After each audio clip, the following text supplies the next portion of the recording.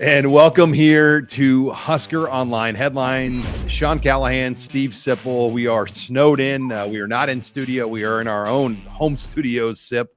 But still lots to cover. And I want to start this week off headline number one, because on Friday, you and I, Brian Munson, we're driving up to Ainsworth. We've had this trip planned for several weeks, but we're going to Ainsworth, a 4+ hour drive from Lincoln, to see tight end Carter Nelson, who is arguably, if not the number one ranked player right now in the state of Nebraska. And, you know, our timing of this trip maybe couldn't be better. As we were getting ready to tape this show on Thursday, Alabama comes into Ainsworth, Nebraska. Nick Saban offers an 8-man football player, Carter Nelson. How about that? Yeah, it was Saban there? Was he in Ainsworth? No, he can't be there, but Nick Saban offered him. I mean, yeah. I suspect he'll get a lot more offers like this. I mean, Michigan and Notre Dame. I mean, a lot. Michigan, Notre Dame, Auburn. There's a lot that have already come. He'll get a lot. I mean, he's a special athlete, 6'5", 210. I always look. I mean, what I look at is the fact he's a pole vaulter. I mean, pole vaulters are crazy good athletes. Strong, fast. I mean, upper body strength, lower body strength. So yeah, he's got it all. It doesn't really surprise me that Alabama offered him. Well, it's the fact that, you know, they went to Ainsworth, Nebraska to offer an 8-man player, you know, to get there, because we're going to experience this tomorrow. It's not easy to get there, and they're willing to do that. But when you look at what he's done on the track, you mentioned the pole vault. I just want to run through these numbers for you, Sip, because this is a 6'5", 240-pound tight end. No, we list him at 210. Yeah, excuse me, 210. He's an 11 flat guy in the 100. He's a 22.7 guy in the 200. He has a Class C record right now of 7 foot in the high jump. He throws the discus 175 feet, and he's gone 13.8 in the pole vault. Yeah, that's ridiculous. The pole vault number. The pole vault number is really the one that jumps out. Well, the discus number, 175 in the discus as a sophomore. Do you understand how good that is? Yeah, he's a big time athlete, and you know, he's put up numbers on the football field too. You know, plays tight end, but he rushed for a lot of yards. I mean, he's thrown touchdown passes, he's caught touchdown passes, he's rushed for touchdowns. I mean, he's pretty much just does it all in 8-man. And I don't know. I don't get too hung up on the 8-man thing. If a kid can play, he can play. And obviously he can play.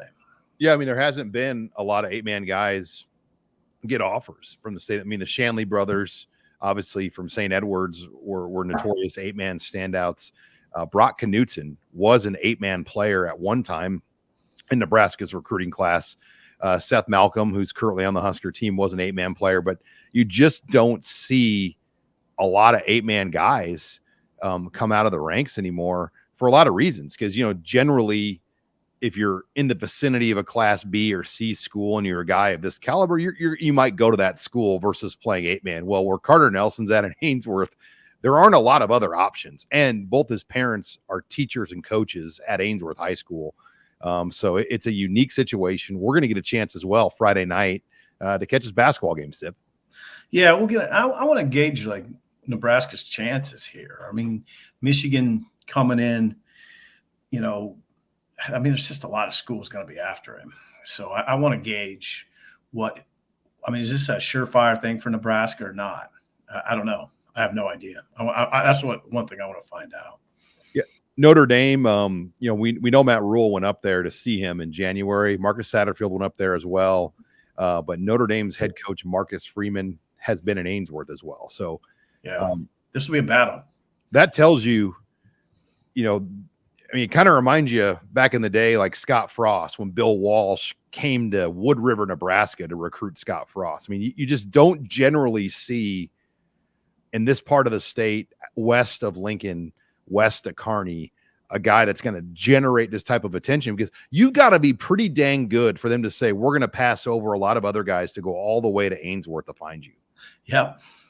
We'll see how it all shakes out. And this is a big one for Matt Rule. I think when you talk about Dylan Raiola as a big target. I mean, this to me is as big as any recruit for Matt Rule in this first full year of recruiting. Yeah, Bob Wager, I mean, automatically puts this, these guys come in here and there's, Bob Wager's thrown into it now. This is what Nebraska fans are going to be watching. Can he get this kid? It's real. I mean, things in a program like this, it gets real fast. And now it's real fast. It got real really fast here for Bob Wager. All right, let's move on. Headline number 2. Roster movement. We knew it would come, Sip. We knew there would be some movement to this football team because they're over the scholarship numbers by close to 20. We saw just a little bit of churn this week, and it was really done by just roster analysis. Huskers.com removed some players from the roster. Hunter Anthony, the offensive lineman, is not going to be back for a 6 year of eligibility. Not a real surprise. I don't know. I'm guessing he stuck around to keep his scholarship for this semester, but he's just not going to be a part of the team for a 6 year of eligibility. It didn't go in the transfer portal. But then Alante Brown, not listed on the roster. In fact, did not report back to Lincoln in January for workouts or classes. There's more going on here than I think we know from a program source I spoke with. The door is not closed on Alante Brown. He could potentially come back to Nebraska. We know Hunter Anthony gone, Sip. Alante Brown still kind of up in the air. Yeah, Alante Brown, 16 catches last year, 191 yards. I mean, I think he was the third leading receiver. It's a loss if they lose him. Hunter Anthony, don't underestimate that. I mean, he's one of your top 7 linemen, and you don't want to lose big bodies. There's just not that many of them. There's not that many guys walking around that size. That's a loss. He started the Purdue game last year. He played special teams. He's a great attitude guy. I think they're about equal in my mind. I know people will say, "What are you talking about, Sipple?" But no, there's just not that many guys. I mean, he was right on the edge of the rotation, Hunter Anthony. Well, Prohaska's back though. Yeah, I get it, but you need those guys. Guys go down. There's just not that many big guys like that. They got, they're 14 scholarship offensive linemen now. They want 16. I think I'd say they're about even in terms of importance. Because you look at it, let's just assume Prohaska starts at left tackle. Is it, it's probably Corcoran, maybe Ben Hart. Like those are the 2 guys that will battle for the right side. And John, Prohaska's not even practicing this spring. I mean, that they could use Hunter Anthony. I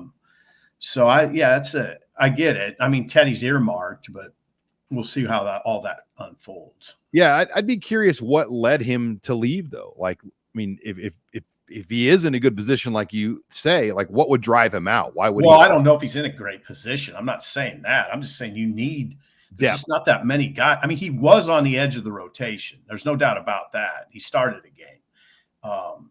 He was not probably going to be a starter, but all I'm saying, Sean, is those bodies, those 6'4", 300-pound guys don't grow on trees. And this was at one point a scholarship offensive lineman. So I'd never take lightly when those guys leave.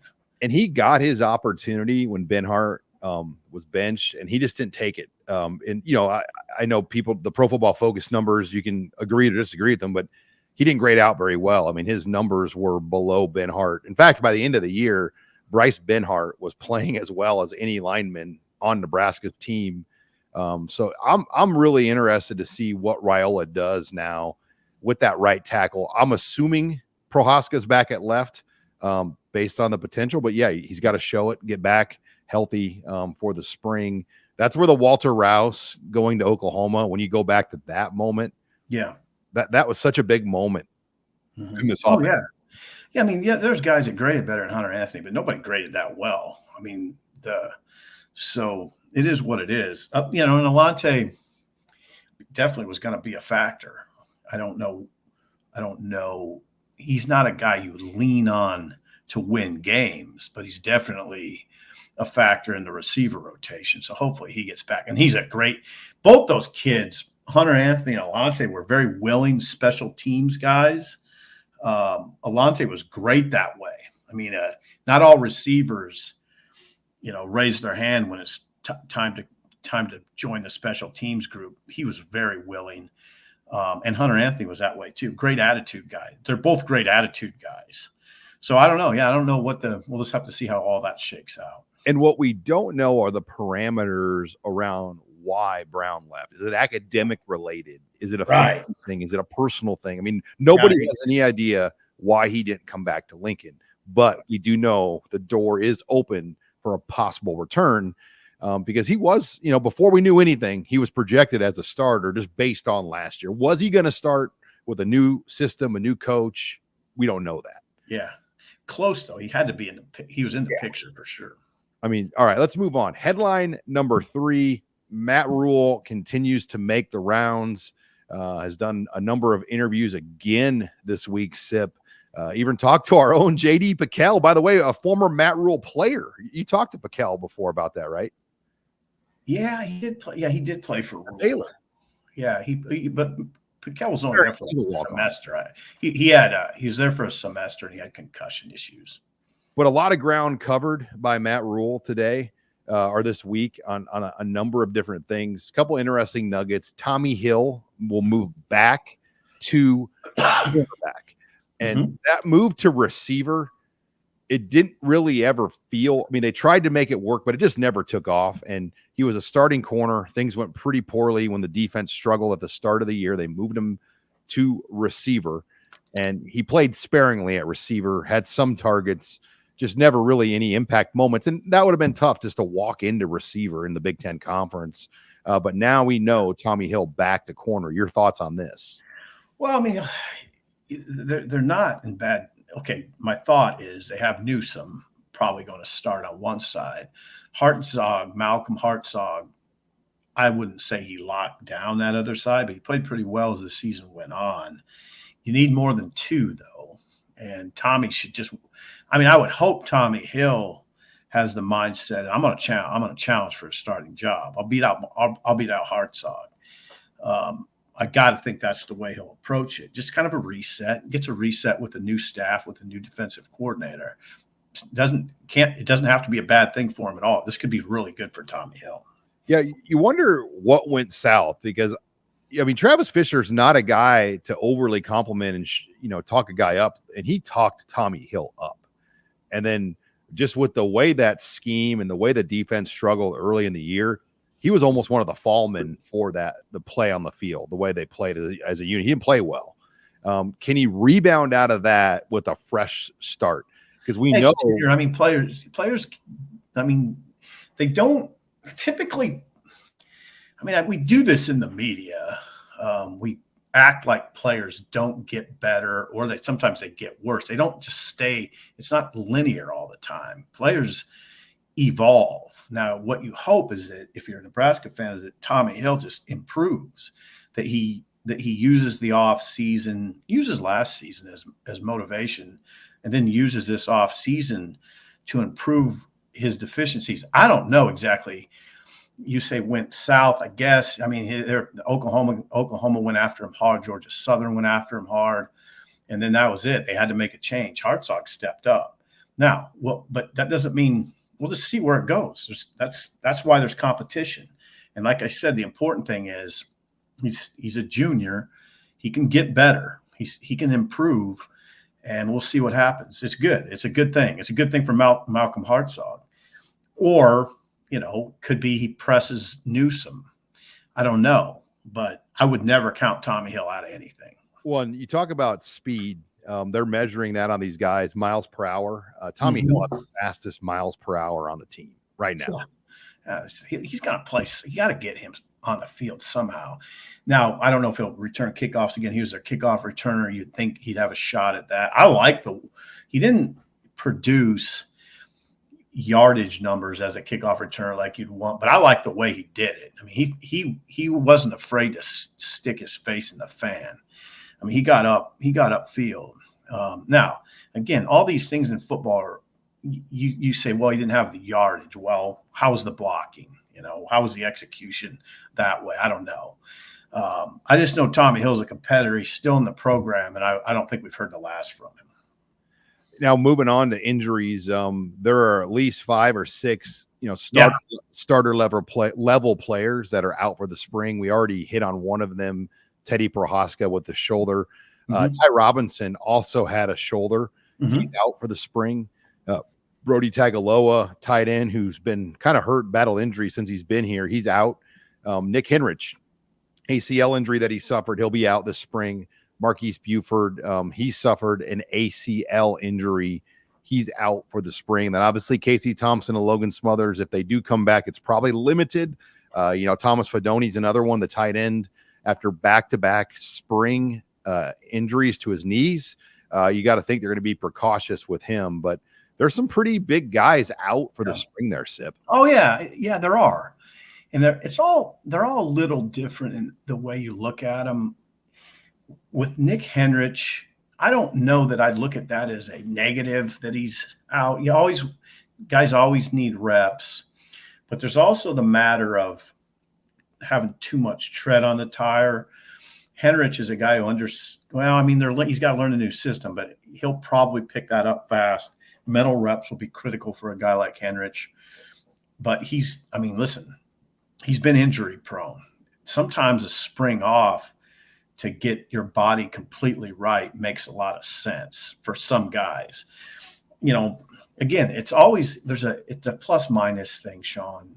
You need reps. Most anybody at that age needs reps to get better. And some of these guys have missed a significant amount of time. Teddy's missed a lot of time.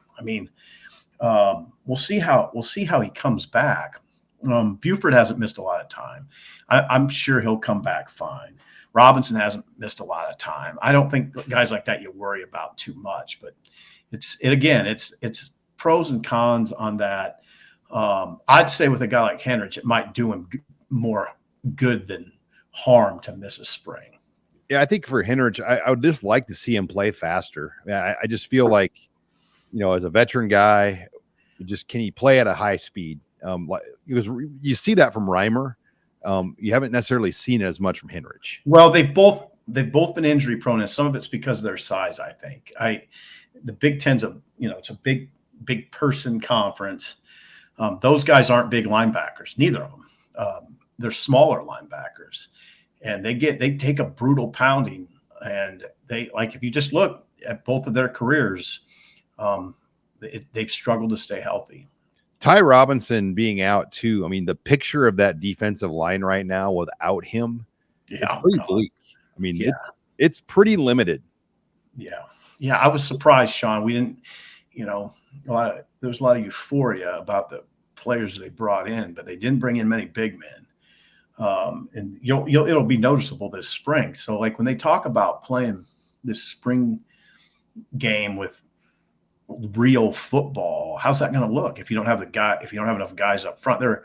If they have another guy go down, are they going to have enough to play?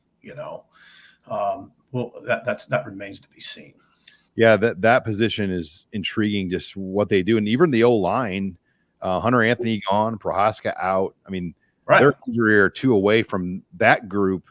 And people used to be critical of previous staffs that, didn't want to do a true spring game because they run out of bodies. But, you get to a point in the spring where sometimes you are pretty limited. Absolutely. It's easy for us as a media corps to thump our chest and say, hey, man, they got a hit. They got a hit in the spring game. Well, if they don't have enough guys to do it, it doesn't look good for anybody, especially if another guy goes down. So you just got to kind of see how it goes. But yeah, I don't want to say too much. Maybe they feel okay about their depth, but they can't feel real wonderful about their scholarship depth. In terms of scholarship linemen, they don't have a ton of it on either side, really.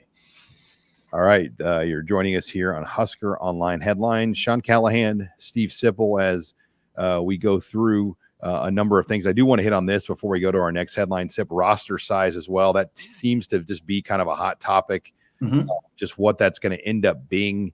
I think it's safe to say we're probably going to see the smallest roster we've seen since probably the Callahan era, which those rosters were generally around 115 players. And I think Nebraska right now is on a pace to be around 120 or less than 120. And they were operating with well over 150 players the last 4 years under Scott Frost. Does that get your attention at all? No, I mean, not really. I don't know. I guess in the eyes of some people, it's supposed to. It doesn't really mean. I mean, if Nebraska's in the 115 range, that's where a lot of teams are, Sean. I mean, they're just doing. I mean, I know LSU was at 110. A lot of teams are in that range. Nebraska would just be kind of falling into what most teams are. Again, it's sort of a head coach preference. I don't know how much the AD is involved in that. No, it doesn't cause me any. I guess what the sensitive part of the discussion is: are you knocking off the walk-on program? To a certain extent, I suppose you are. I don't know how many people get whipped up in that conversation. I really don't. You know, the thing about the walk-on program, I don't pin it on a certain coach that, he diminished it or did put emphasis into it. You know what got rid of the walk-on program or it's diminished it? FCS football.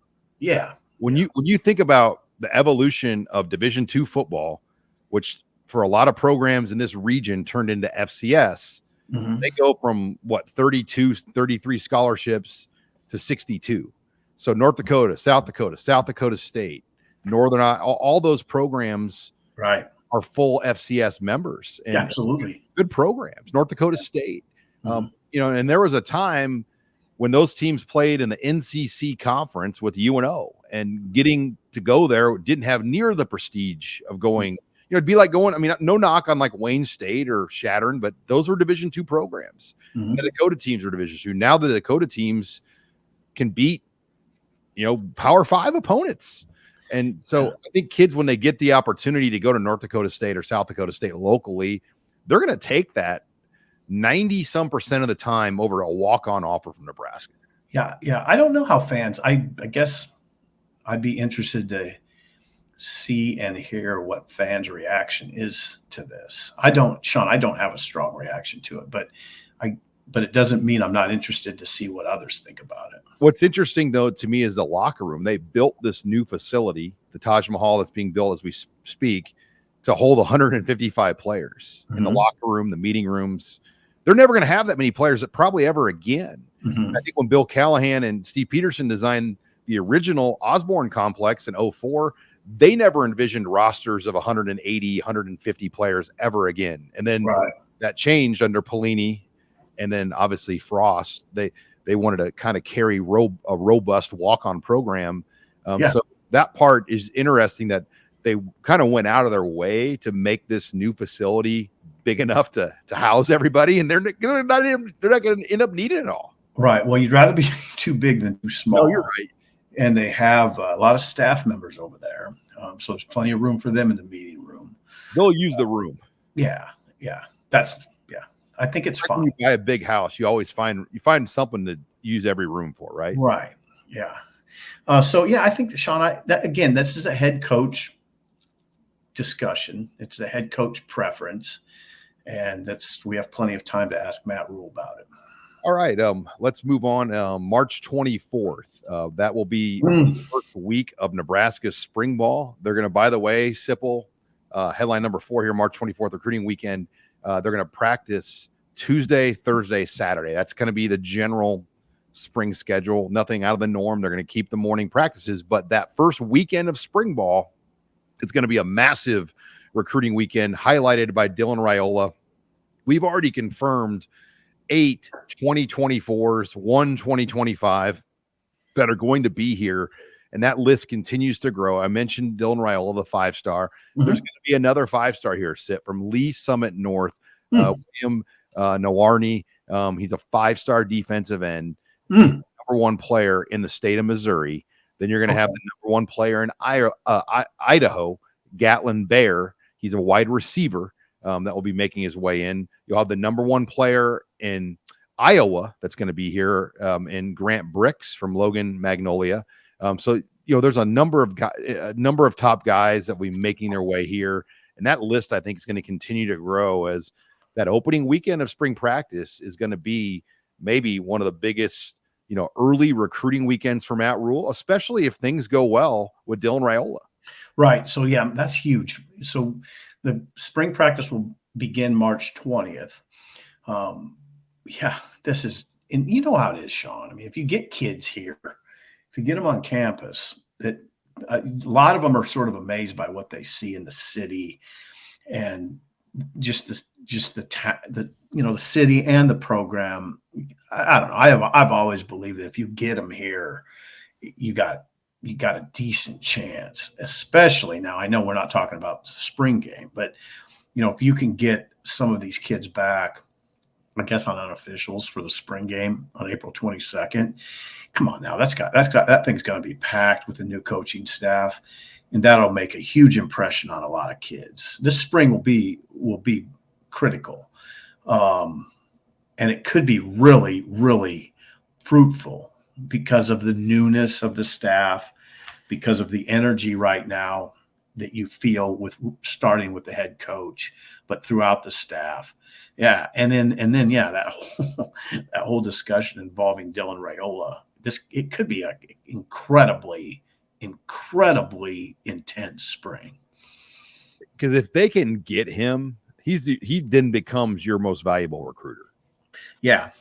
Yeah, for sure. And I think he's cut out for that kind of job. I always I'm always a little hesitant to go down that path because it feels like you're not only are you expecting him to win games on the field, but now you're expecting him to win recruiting battles. So I don't like to do that, but it's just inherent in the discussion. Yeah, 2 5-stars though visiting. Oh man! First of all, there aren't a lot of 5-stars right now. Like, I think people need to understand that. Like on 3 right now, like we don't even have that many guys carrying a 5-star ranking, and 2 of them are going to be in Lincoln in March. I mean, yeah, that's unbelievable. When you put it in just in those dry terms, and what it means to me is those are the difference making. I mean, oftentimes, let's face it, 5-star players are the difference makers. I believe that Nebraska has to get back to getting those kind of players. For some reason in this market, we've just sort of forgotten about the importance of all Americans. Why you think you can win championships without all Americans is really beyond me. But we do that here. I don't know if you think you can win the Big Ten. You can topple Ohio State with cute little stories. No, you got to go get dudes. How are you going to win? You want to win the Big Ten? Is that something you want to do? If you do, you better go get a lot of 4-star and 5-star guys, or you're just going to be the perennial underdog that maybe once every 10 years rises up and gets in there. If that's what you want to be, that's what you want to be. Well, to kind of put it into more perspective, so we have the consensus at On 3, which is a combination of all the rankings together. So Raiola's number 1, Nawarni's number 10, but in the actual On 3 rankings, the ones that we do with Charles Power, who is one of the better evaluators in the industry, he did 24/7's rankings for a number of years before coming over here to On 3 with Shannon Terry.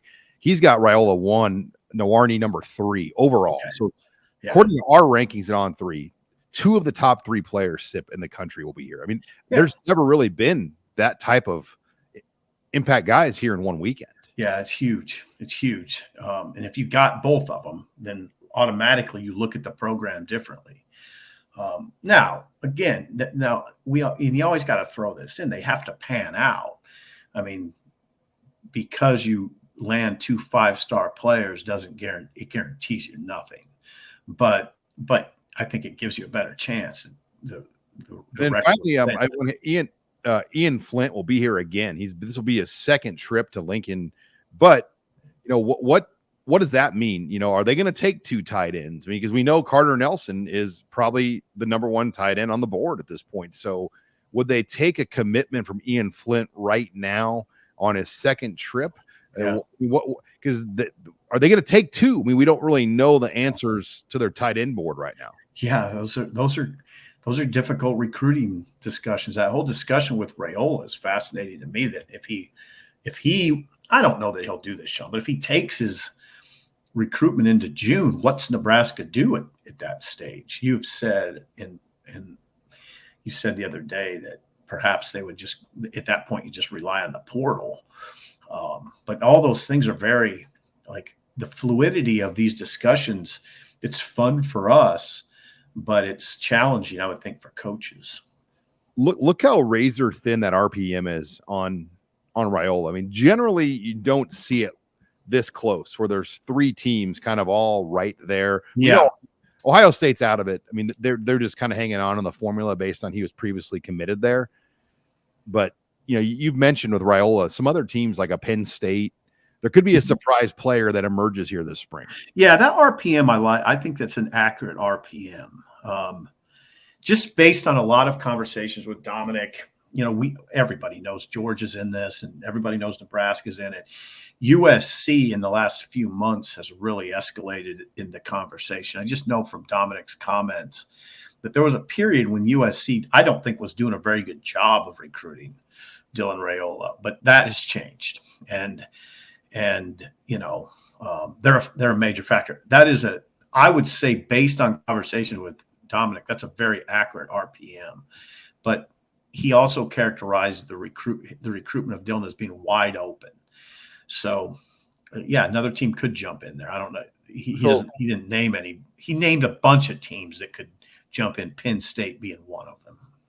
If you're not familiar, what RPM stands for Recruit Prediction Machine. Mm-hmm. You know, Shannon Terry, when they were at 247, he created the crystal ball. That's become obviously a huge part of the recruiting process. This is On3's version. It's the Recruit Prediction Machine. We can put predictions in, but what the RPM does is it pulls the prediction data from other networks as well, Rivals and 247, puts them in here. It takes social media likes and other data out there. So it is a really unique formula, the RPM, the way it pulls that data. And I agree with you. I mean, that's about how I would handicap it. I mean, Nebraska's right there. Mm-hmm. I'm not ready to put an RPM in at this point. I know some people have done that for Nebraska or Georgia or whoever. But I'm not comfortable to say he's gonna, you know, pick Nebraska. Right? I don't know. I really don't. I would just like someone to call me a recruit prediction machine. I don't. You can put a low confidence in. I mean, you can do like a 40%.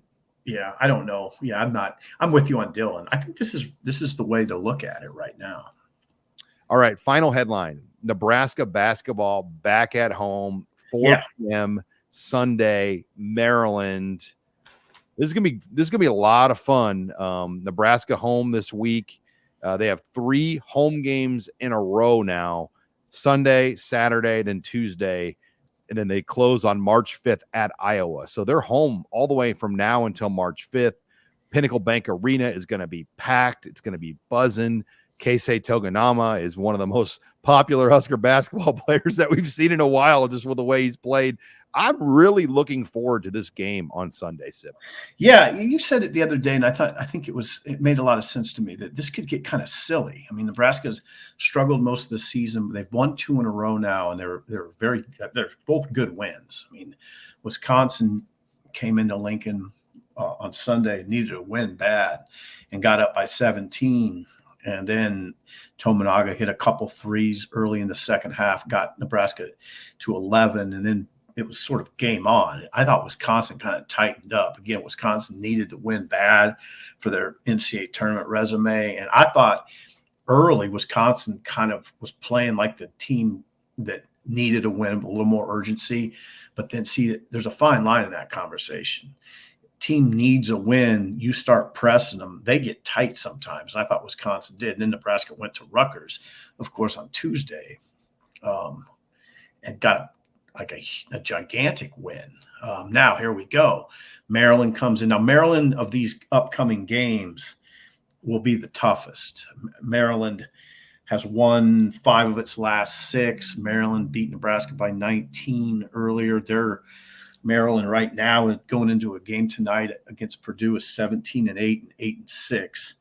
But then after that, Nebraska comes back and plays Minnesota, which is really, really skidding. I mean, they're 1-12 in the league.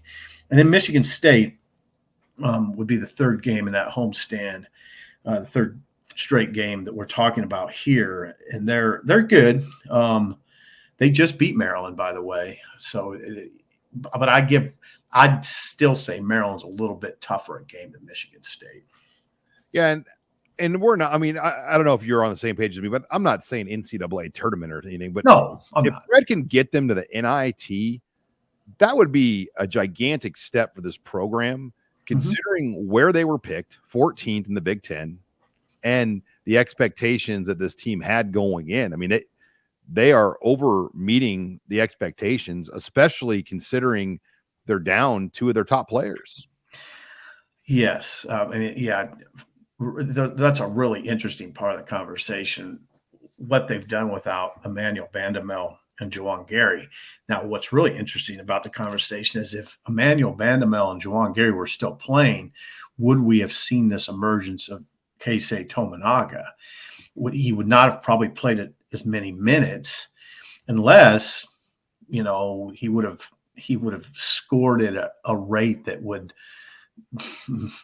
leave Fred Hoiberg with no decision but to play him. I don't know how that would have looked. But what's changed the conversation dramatically is Keisei Tominaga has become sort of this, he's become a Big Ten star player. I mean, he's scored 20 plus points 4 straight games. He's real. This isn't there was a time where you thought, he's just kind of a 3-point shooter, doesn't do much else. He changed his game a lot. I mean, you really got to give him a lot of credit because now he can't take the ball on the dribble and get to the rim. He cuts without the ball exceptionally well. We hadn't seen that. And he's just he's constant motion. I mean, he's really hard to guard. And then you couple that with Fred. Now, nobody that knows anything about basketball would ever question Fred's offensive basketball acumen. He's a very good offensive coach. He knows how to get someone like Tominaga the ball. Now, I'm not suggesting that Tominaga is going to get the ball and be wide open. That's not the way it's going to work because there's going to be so much attention on him now. But Fred knows how to get him open for a sliver, and that's all he needs. You see it, Sean. He's got quick release. He can get the ball off. He's a bear right now for teams. And, Nebraska's got some other guys that are good. Downhill, Derek Walker's good. He's been consistent scorer. Sam Griesel can get you key baskets. And then Wilcher the other day at Rutgers. If Wilcher gets hot, you have Tominaga and Wilcher going on the perimeter. There's got to be really tough for about anybody. I'm curious with Keisei Tominaga if, what his decision will be because, he's got eligibility remaining. He's going to play for Japan, with their Olympic team and be a part of some of that stuff. But will they get him back? I mean, I don't think it's a slam dunk that he's back next year because of the overseas opportunities. He can't make NIL. Can you imagine if he could make have NIL opportunities just with the connection overseas, like the type of things he can have for him? He's a big story in Japan right now. No doubt. So now here's the thing. Sean, I don't want to go too far down. Just enjoy this. I mean, enjoy him here right now. And he can worry. Robin Walsh, who covers the team better than anybody, he can worry about that conversation in the offseason. I think there's this final stretch of games in the regular season, then going into the Big Ten. Like you said, it could get kind of silly in a very fun way. I wonder if there'll be any Japanese media that make their way into Nebraska because the team's home for this long period. So this would be a great opportunity for somebody to come over here to kind of cover him. Yeah, I wouldn't be surprised at all, especially if he keeps pumping 20-plus point games. And Robin always jokes. A lot of his Twitter engagement and retweets are from people in Japan. If I were Robin, I'd be trying to market myself in Japan. You can make a little money on the side, which we're all interested in, Sean. So I'll be at the game. You're gonna be there Sunday? I think I might. I might. I like to take Sundays off, but I might do that. Take it off and watch basketball. Yeah. I might head over there. Yeah. And then Husker baseball this weekend too. I'm intrigued to see what Will Bolt's team does opening weekend. 4 games, I believe they're playing on, and we'll learn a lot. Can they go 2-2 out of the weekend? I mean, I think that's a realistic expectation if they can, but I know Will really likes this team. So I'm excited to see what that baseball team does this weekend too. Yeah, I think Will likes it. Remember, keep in mind, he really liked last year's team too going in. I mean, I remember discussions with him. I was always a little perplexed by what happened last year because he did genuinely like that team. I mean, I talked to Will last year at this time about how he liked their lineup 1 through 9, thought they had gap power 1 through 9. I mean, so I don't know. I mean, he's kind of in a situation where you got to prove it now after last season's struggles. So, but yeah, it's a fun time of year. And I'm really glad that Fred's program has come around where it will be fun. I mean, that Maryland game, Sean, that Maryland game is going to be tough. But you will be there and it'll be packed. I mean, that place will be packed. All right. Well, we got a busy weekend. Sip and I are heading to Ainsworth Friday, and we're going to drive back. And we got the in-state tour event Sunday morning in Lincoln. So we're going to have a whole host of prospects come through, and then Husker basketball Sunday night or Sunday afternoon, along with all the baseball coverage. So lots of reasons to get on HuskerOnline.com. Sipple's going to have a great column on Carter Nelson that we plan to feature on Sunday morning. So you want to get up early. Sipple opens up the store at 6 a.m. and gets that column up. Yeah. So get online. Thank you for joining us as well on Husker Online Headlines. We love doing this. It's a new show. It's been wildly popular. We really appreciate the support. If you're not a subscriber, you can get us on the podcast channels, anywhere you get podcasts, or subscribe to us here and like us on the Husker Online YouTube channel, and check us out at HuskerOnline.com. We got a great special, $29.99, get you access to Husker Online all the way until August 31st. For HuskerOnline.com, I'm Sean Callahan.